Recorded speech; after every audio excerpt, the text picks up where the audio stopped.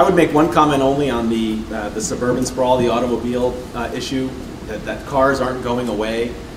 I don't disagree with that. I think cars are clearly going to be part of the urban landscape for a long time. But I do take issue with our compulsive expansion of the highway system. Even if those cars are running on batteries or alternative fuels or whatever they are, we still have this congestion problem with all those cars. And so we do need to create an alternate paradigm. I live in Dallas, and Texas is growing quite rapidly. Of course, a lot of people are moving in. Dallas is it's the 4th largest metroplex in the country. And Dallas is one example, Phoenix is another example. I mean, they continue to build these loops, these beltways around these cities and expand the exchanges, the interchanges, and everything else. So whether we get off oil is one issue, but you got to relieve the pressure on the highway system. And so therefore this alternate mobility mobility option needs to be in place. That would be my argument against cars in the long run.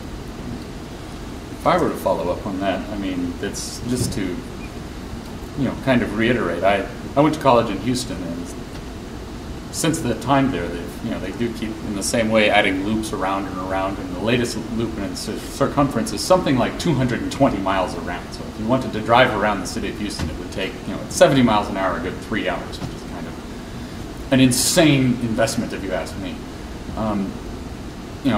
We're building a lot faster than we can keep up with maintaining.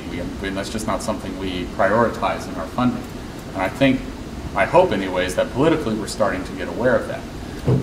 I thought it was fascinating the different political arguments that were made very astutely of the idea of the time length of this investment. And how long, when you're doing this, you're really talking about a 50, 100-year, 150-year investment in the development of the nation. And on one hand, that's not something we think about very often, which I thought was astutely made. If we think all the way past the next election cycle, that's considered pretty forward-thinking. And if we want a railway system that, to paraphrase James Howard Kunstler, is no longer going to embarrass the Bulgarians, we're going to have to think a little beyond the 2014, 2016 election. What's interesting is that we've done it before with the interstate highway system. That was the Interstate Highway Act is 1956. It's still being built, although most of it's there. But that is a 50, 60-year project just for the construction. We don't even think about the maintaining. So we have done it before in transport. And I'm just a little curious about how exactly we can do it again. Actually, just thinking about that, we've done it before with railways as well, because back in the 19th century, railways received land. When they built the railways, they could sell that land and they could make a profit, in theory. So, I mean, there's still an option here.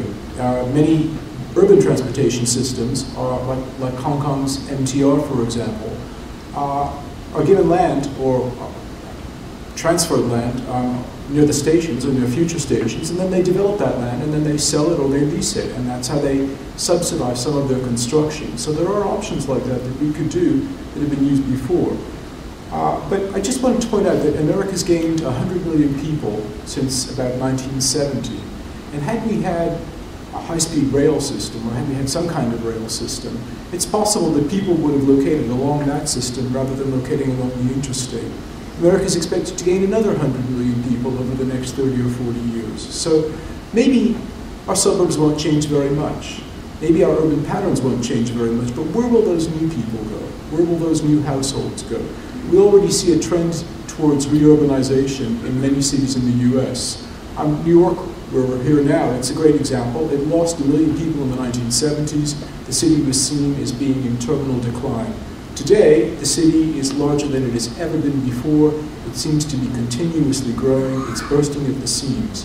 It's not just happening in New York, it's happening in several other cities as well. And even cities like Chicago, which have been losing population, still find that people are becoming concentrated in central areas. So there's an opportunity there. It seems to me, though, that maybe one of the things we should be doing is promoting a research agenda.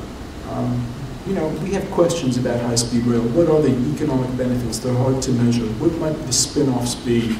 how can we stimulate new kinds of investment? And actually, we need to do some research on this. We need to be able to make arguments that people will respond to. So maybe we should be arguing for more funding for research. Kind of have a research project where we look at the benefits and the potential costs of high-speed rail. One last thought is that we keep on making an argument that we'll be less dependent on the oil-based economy if we have high-speed rail. Well, actually, not necessarily so. At the moment, a lot of electricity is generated from oil. And actually, high-speed rail uses a lot more energy than a car then. I remember that back in the 1980s, when they built a metro in Warsaw, the argument was, well, you know, should we have buses or should we have trams or a metro? They worked out that the tram used 4 times as much energy as the car, but they decided that they built the metro because they could generate electricity from soft coal, extremely polluting, but they didn't have to import it from the Soviet Union. Well, I'll talk about another dimension of capacity again that I've raised, which I think is complementary to Andrew's call for research, and that is training. I mean, why do we keep building more highways? Because we keep training people who know how to do that in our transportation schools. You can count on one hand the number of electrical engineers who could build a high-speed railway who are graduated each year in the United States.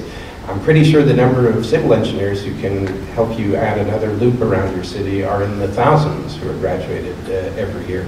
And the skill sets, unfortunately, are not interchangeable. There's some stranded intellectual assets there. There's going to need to be retraining, re-education, if that's not too loaded a term, for people who only know how to pour concrete and build 8-lane freeways in places. Or they're going to have to go into other kinds of work. After the end of the Cold War, there were a lot of Marxist economists in Russia, Germany, and Eastern Europe who had to find other lines of work to do. And I think highway engineers are going to be heading in the same direction. Just because things that can't go on forever usually stop. That's a phrase that economists use, and it resonates with me. We have an unsustainable system, but we better train people. And in the meantime, we're going to have to, very unusual for the US, but not impossible, be a little less chauvinistic and allow other people who are higher up the learning curve in these technologies to participate directly, at least at the front end. How did the Chinese get to where they are with high-speed rail so quickly? They partnered with the Europeans and the Japanese, and they bought one of each of their technologies and then reverse engineered it to be able to create their own hybrid, which they claim, and I'm not able to judge, is the best of all possible ones. But in any case, within a decade, they were able to take all of that and turn it into indigenous technology.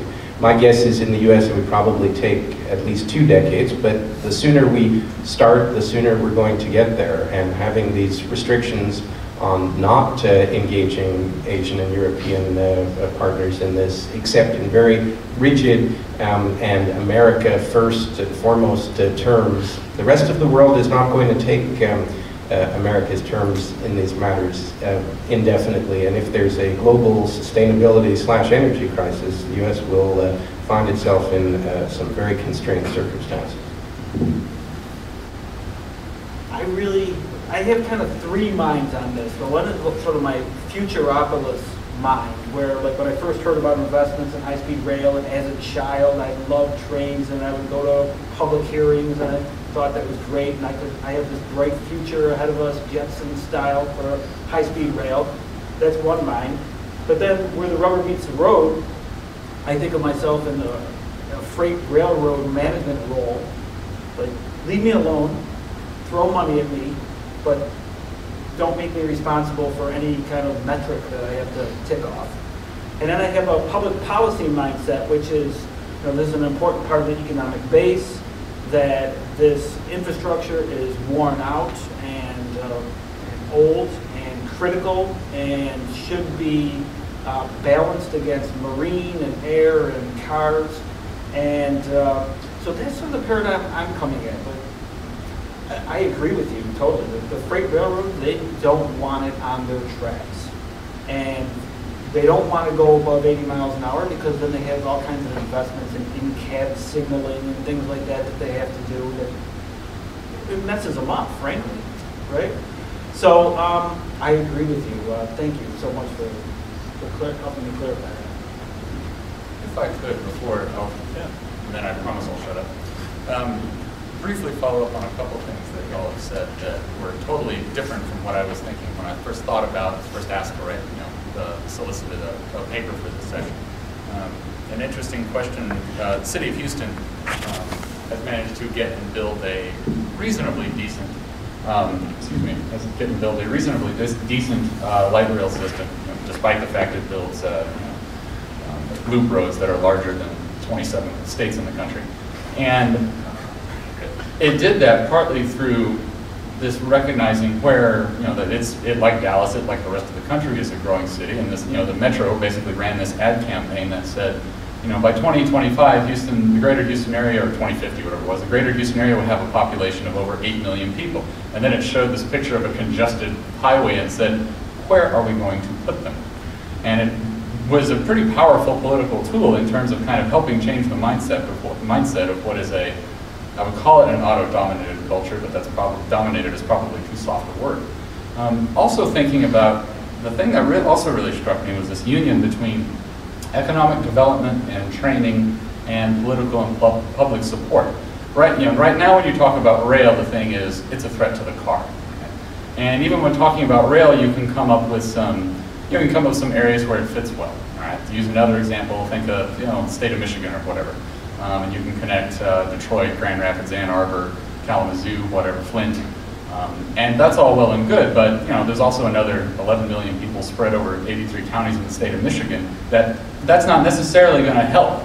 But if you frame it in the context of economic development and training, there are a lot of depressed areas and a lot of room for development economically, educationally, where there's a vacuum that we can't provide. And that makes that, I think, a much more politically, makes high-speed rail, I should say, a much more politically and publicly appealing investment when you're really talking about investment in personal and economic development and HSR and all of the side things that come with that as being the components of that development. So, thank you.